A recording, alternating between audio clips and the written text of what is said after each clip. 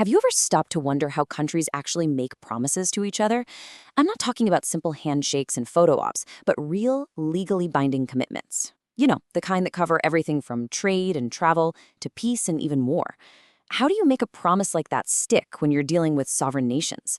Well, that is the great puzzle of international relations, and it turns out there's a whole rulebook designed to solve it. I mean, think about it. This is the big challenge for international law, right? Every country is basically its own boss. So you can't just sue a country in your local court if they break a promise. You need a system, you need a set of rules that everyone agrees to play by just to make sure that when a commitment is made, it's actually kept. So how in the world does that work? Well, believe it or not, the answer is a treaty about treaties.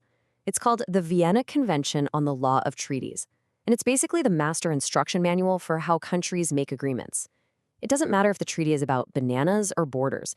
The Vienna Convention provides this universal framework for how these agreements are created, how they're interpreted, and eventually how they can end.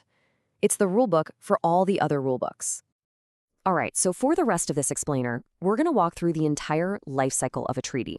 We'll start at the very beginning with how they're born. Then we'll get into the golden rule that makes them work. We'll see what happens when countries don't see eye to eye. And finally, we'll look at how these major international agreements can come to an end. So, first up, how are treaties actually born? An international agreement doesn't just pop into existence. It goes through a really specific, very deliberate process to go from an idea to actual binding law. And that process is super structured. First, of course, the countries negotiate. They hammer out all the details. Then they adopt the final text, which is basically everyone agreeing, yep, this is the wording we're happy with. After that, they authenticate it, which locks in the text so it can't be changed. But the most important step, the real moment of truth, is that last one, giving consent to be bound. This is when a nation officially says, okay, we are in, we agree to follow these rules. And one of the main ways a country gives that consent is through ratification. Here's a good way to think about it.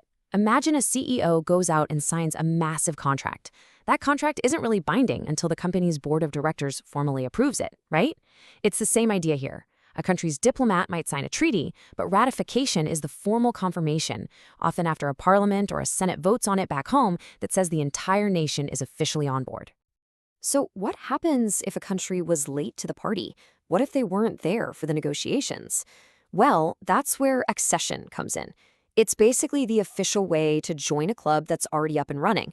A country that didn't help write the treaty can still sign up later by acceding to it, agreeing to be bound by all the rules that are already in place.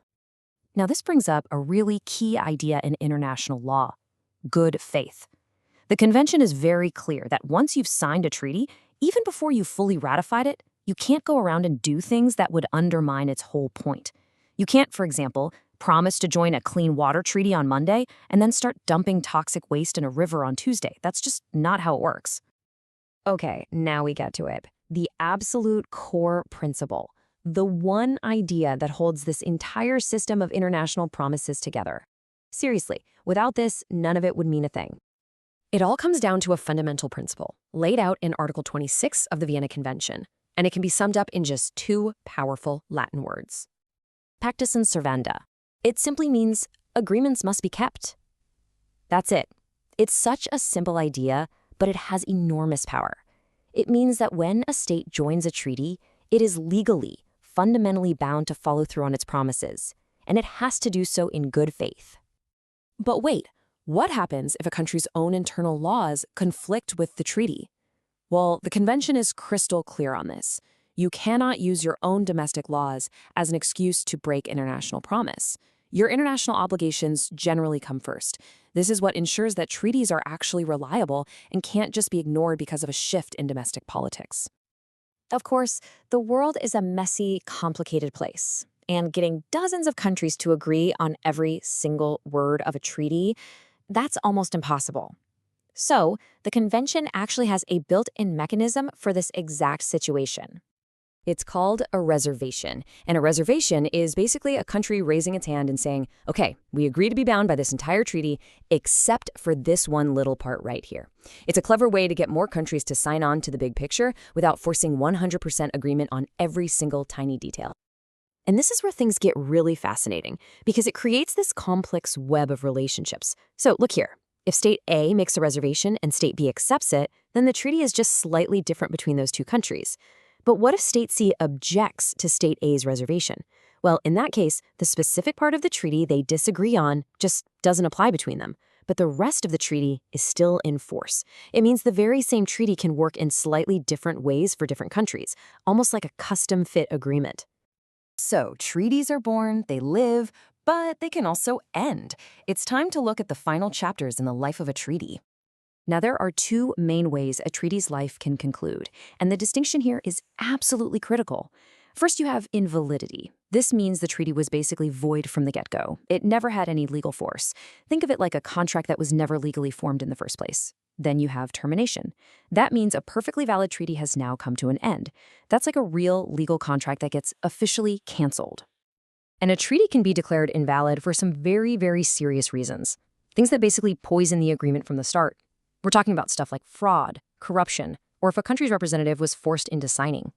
And, most seriously, a treaty is automatically void if it was created by the threat or use of force against a state. It's also void if it conflicts with a fundamental, non-negotiable principle of international law. We're talking about basic rules like the prohibition of genocide or slavery.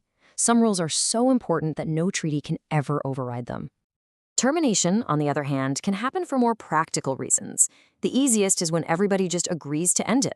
Or if one country commits a material breach, a really major violation of a core part of the treaty, other countries might be able to terminate or suspend it. Then you have some rare cases, like if something essential to the treaty is permanently destroyed, say an island in a border treaty sinks into the ocean, or if there's a huge unforeseen change in circumstances that just radically alters what the treaty was about. So when you pull back and look at the whole picture, from a treaty's birth through ratification to its life governed by the rule that promises must be kept, and all the way to its end, the Vienna Convention provides the rules of the road. It's what creates the stable, predictable framework that allows for the thousands of agreements on everything from trade and climate to global peace that really make our modern world possible. But this all leads to one final, really big question. The Vienna Convention gives us this incredible rulebook. It's an amazing achievement.